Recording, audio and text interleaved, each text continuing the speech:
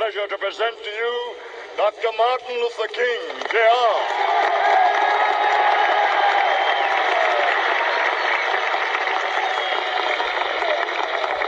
I am happy to join with you today in what will go down in history as the greatest demonstration for freedom in the history of our nation.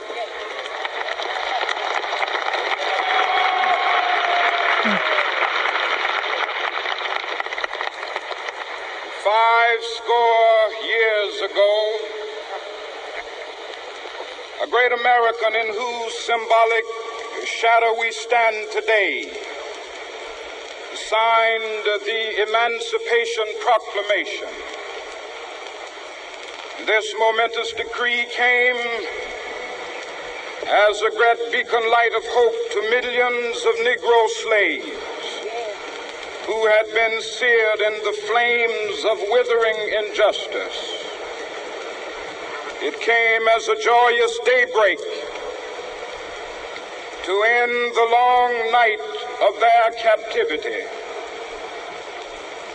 But 100 years later,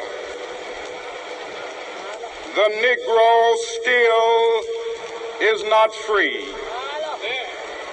100 years later, the life of the Negro is still sadly crippled by the manacles of segregation and the chains of discrimination. 100 years later, the Negro lives on a lonely island of poverty. I have a dream that one day this nation will rise up, live out the true meaning of its creed. We hold these truths to be self-evident, that all men are created equal.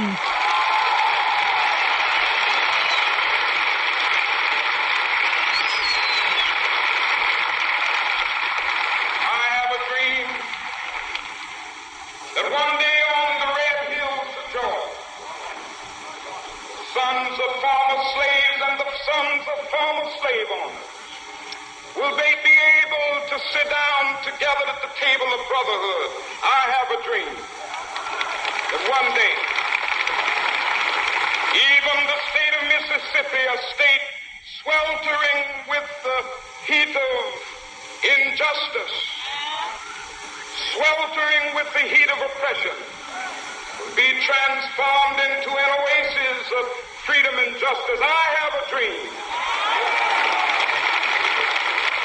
My four little children will one day live in a nation where they will not be judged by the color of their skin, but by the content of their character. I have a dream today.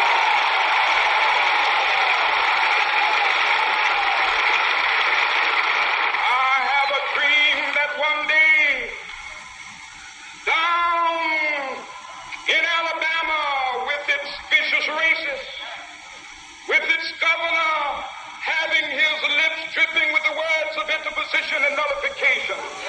One day right there in Alabama, little black boys and black girls will be able to join hands with little white boys and white girls as sisters and brothers. I have a dream today.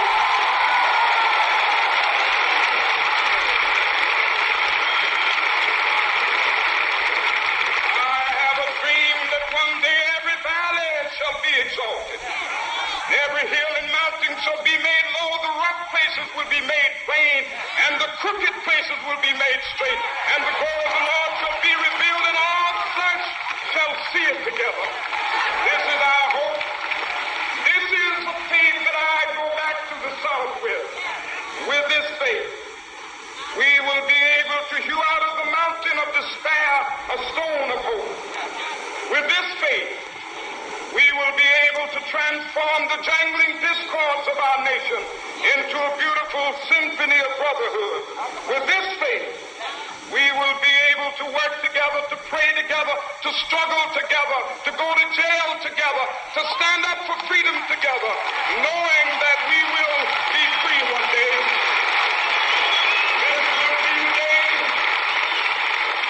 This will be the day when all of God's country tears of thee. Sweet land of liberty, of thee I sing. Land where my fathers died, land of the pilgrim's bride.